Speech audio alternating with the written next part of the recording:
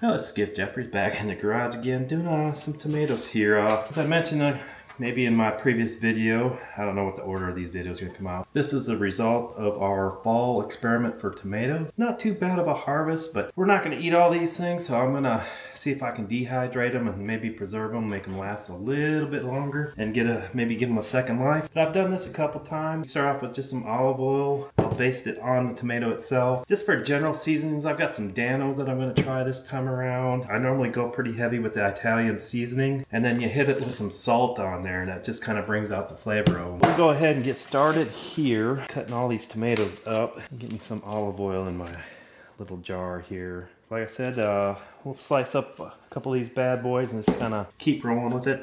These are the big boys that we had this year, and they turned out phenomenal. This summer was awesome. Early summer, they came out pretty good. We're gonna slice these about right around a 1/4 inch thick. And we'll just lay them out on our tray here. You don't want them too thick because it takes a while for them to dehydrate. At least these big boys. Normally these small cherry tomatoes, I normally cut them in halves. If they're bigger, maybe quarter them. And we'll go ahead and just have these, I think, get these things rolling. My wife was nice enough to wash all these bad boys and kind of separate out some of the bad ones. We had, I guess, our first freeze hit about 2 weeks ago, and we didn't know if the tomato plants had survived or not because it wasn't supposed to be like a hard freeze, but it ended up being enough to terrorize the tomato plants to the point where they just couldn't recover. So last weekend I spent most of the day cleaning up. I should have probably shot a video of it, but these are the product of it. I just picked what I could on there. A lot of them were freezer burnt, I guess you'd call it, but these are the ones that kind of survived. I mean, it's a lengthy process to dehydrate all these bad boys. As you can see here, I've got a pretty healthy bucket of tomatoes, so hopefully we got enough trays going. And normally with dehydrating, it's gonna take a while. I've got a couple peppers here too that I'm gonna throw into the mix. Our jalapeno pepper plant kicked out a couple late blooms this year. Yeah, some of these not fully ripe, a little bit green. And you see here, but I mean, I think they'll dehydrate. Been debating ideas of what we want to do with the dehydration of these tomatoes. Normally I'll just dehydrate them into like little crisp chips and we kind of snack on them. My wife loves them. I think I ate too many of them this summer, so that's probably my problem. But I've done them a couple times that way, and they're always good. Dehydrate them, put them in a little plastic baggie, and I normally store them in the fridge because I don't fully dehydrate them. They're crisp, but there's a little bit of moisture texture in them. Chewiness, I guess I'd call it. Almost like a tomato beef jerky. They season them up. We did it with just oregano and some salt last time, and it was pretty good. I'm gonna try the Danos. I've got a lot of it, and I've got to use it up. And we're getting this tray full, and you want to leave some space in there. They recommend. I probably should have did all the big boys on one tray, but we'll just kind of divide it up this way.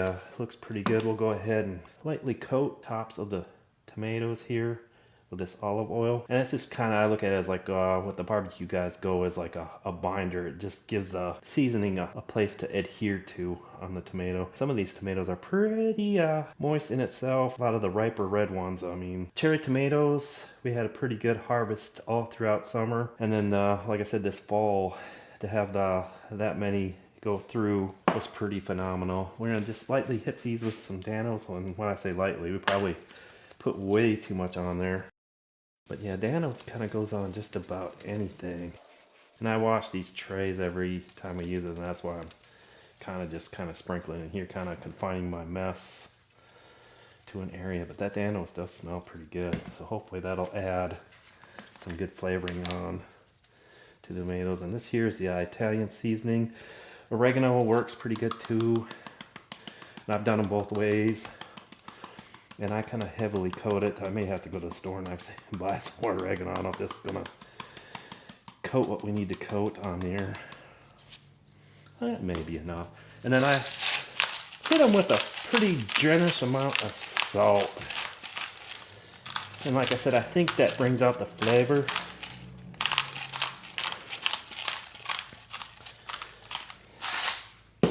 Go ahead and add another tray. Keep on keeping on. So I'll probably set this to music and let you guys kind of jam out. I'm going to try to hit these big boys all in one tray here.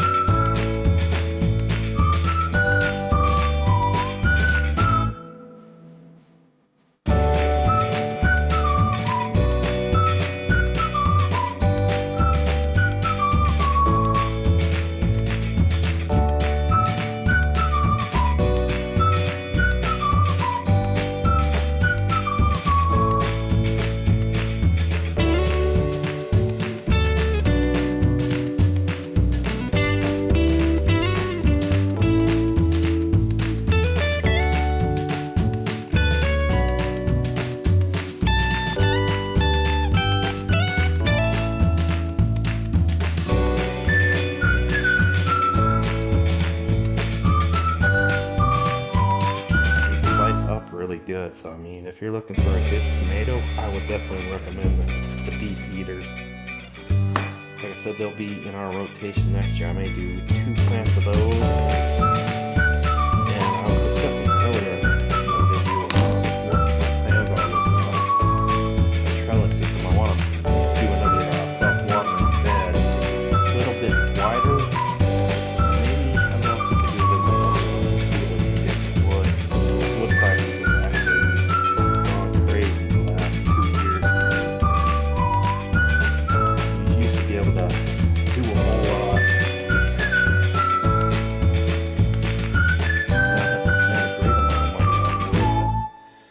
The last flower bed that I made, the prices in wood, I would say doubled from the first one I made, and that's kind of crazy nut. Yeah, we'll see how this next year is. And as you can see by my environment here, I've got a lot of furniture projects going on. So maybe this winter I've got some time off over Christmas break if we're not babysitting too hard and heavy with the granddaughter. Maybe we'll even take her out here and let her mess with some power tools. She's 7 and she likes to get out and help. So she helped me out on the flower bed, or the self-watering beds that I made, second set, and she had fun doing it.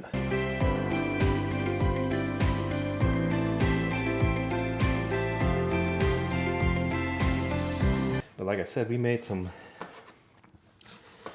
pretty decent, I dehydrated and then I ground it up. So we've got some pepper that's got some kick. And we made it out of 5 different peppers, so it's a pepper blend. Like I said, I've given them samples out to family, and they've been pretty happy with the flavor of it. I mean, this last batch I made was pretty intense. It was hot, a little hotter than what I like, but I think we'll be able to use it.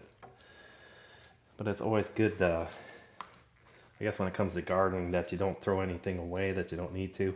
I mean, we started composting too, so a lot of the stuff that does go bad ends up in the compost bin, so it gets recycled back into the garden.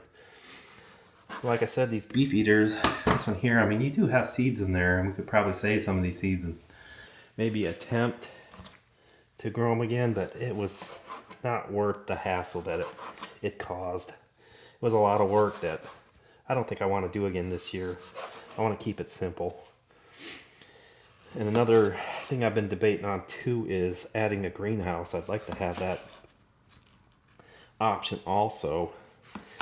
And then mess with hydroponics. I've seen a couple prints for 3D wise that you can actually print out a 3D planter. That's got, you add a pump onto it and circulates water. I would like to see if we could do maybe broccoli, cauliflower, and maybe some cabbage in there. Because we tried that this year and they didn't do as well. I mean, I didn't get any cabbage, so it was kind of a failure. But maybe that would be a way of capturing those type of vegetables in a better way. It gets hot here in Oklahoma during the summer, and I think it was just too hot for them.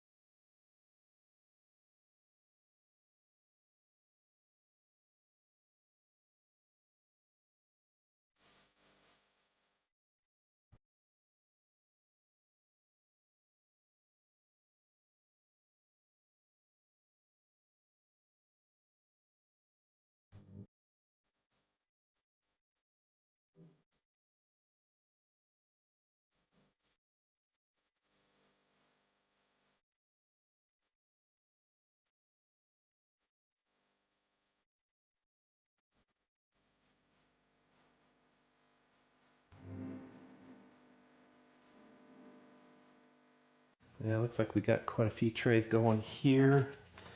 Looking at the time, about 25 minutes, about 23 minutes in. So I may hit the rest of these off camera, and then we'll maybe pop you guys on to see the finished product, or maybe we'll do a video on what we're actually doing with all these tomatoes.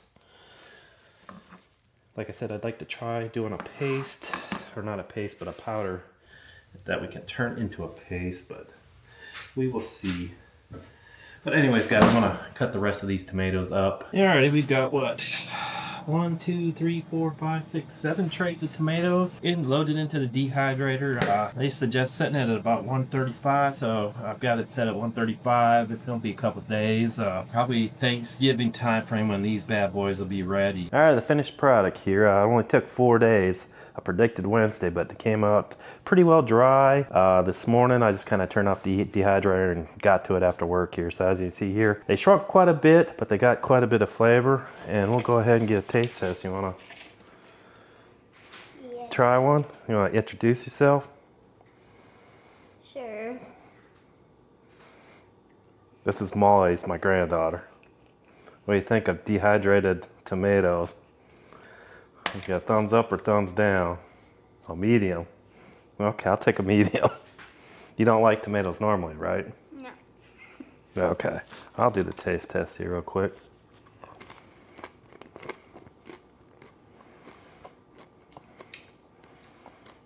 Not too bad, a little leathery, but they're dehydrated. So what we use Dano's with Italian seasoning, and some salt on there.